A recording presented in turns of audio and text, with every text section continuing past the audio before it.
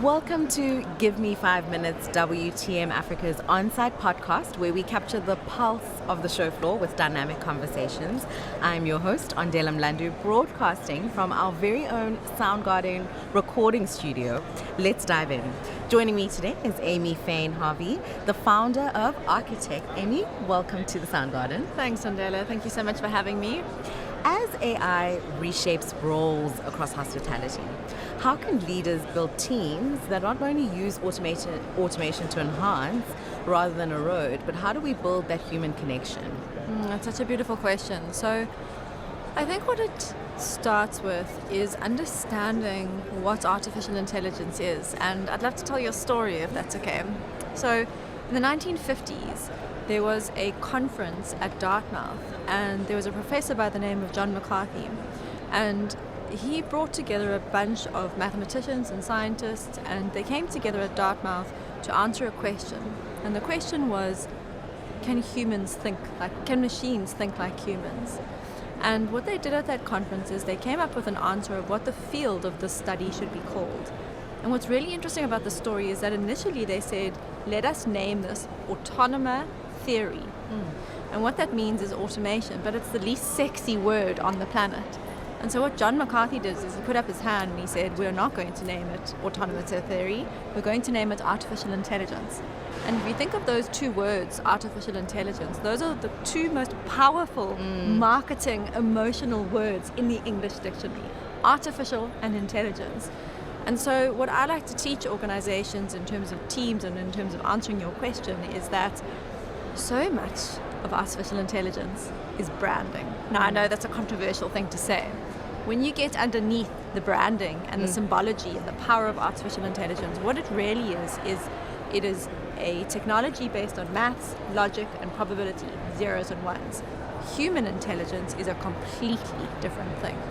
So I often start with landing that concept with organizations and with teams and with leaders, that people make the grave mistake of conflating and confusing human and machine intelligence. They are not the same thing. Artificial intelligence is about zeros and ones, probability, maths, but human life is not based on probability, zero, ones, and maths. It is completely different.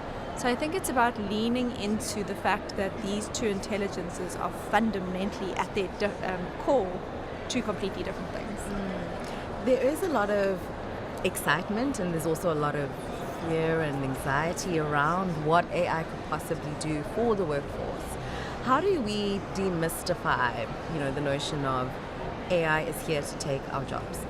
I think it's a very relevant question. So using artificial intelligence requires a mindset of experimentation. And none of us, no human on the planet can experiment when you are below the line, and the line is fear. So the first thing we need to do as leaders is get our teams above the line of fear. When we are below the line of fear, we act as a victim, a villain, and a hero. And what we need to do is to move ourselves above the line of fear so that we can be coach, challenger, and creator. That's the mindset. So when I talk about artificial intelligence and I talk about transformation, the mindset is so critically important. That this is not a technology that is going to replace us. This is a technology that can augment us and that can help us be better at our jobs, do more things that we couldn't previously do before. And the minute that teams start to kind of get over that line of fear, that experimentation mindset is just unleashed. And it is so beautiful to see, because then people start to see what is actually possible with this technology. We're here for a travel and tourism conference. What can high-performing teams look like with AI coming into play? I mean, what does that look like in practice? So high-performing teams. So I think that travelers and the travel industry, I often think, I almost feel sorry for the modern day traveler. I know it's a weird thing to say, but the reason I empathize with them. I think the modern traveler is faced with so much choice. So the modern traveler, let's say they come from America and they want to come on a safari with Africa. They've fallen in love with Africa and they say that they want to go. They go onto the internet and they are overwhelmed by choice. So they have 4 different travel providers, they've got 10 different payment platforms, they've got 1,000 lodges, and they don't even know where to start, and so they just don't do anything.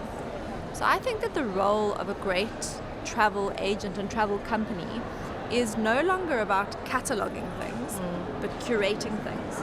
So taking all of this choice and this information and presenting it to your traveler, to your customer, in a way that actually gives them not more choice but less. To say, here's 3 options, here's the ones that I actually personally can recommend, here's why.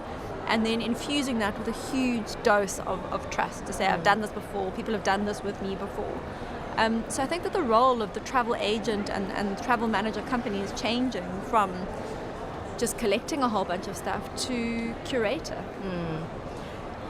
When travelers do come to a destination, that is, that data is essential.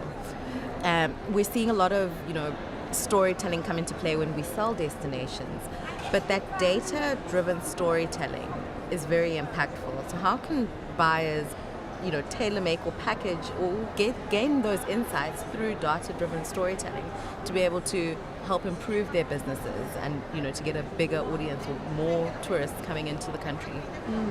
So data is a really interesting point. So we talk about artificial intelligence, we talk about AI adoption, but we don't talk about the conditions that are needed for AI adoption to thrive.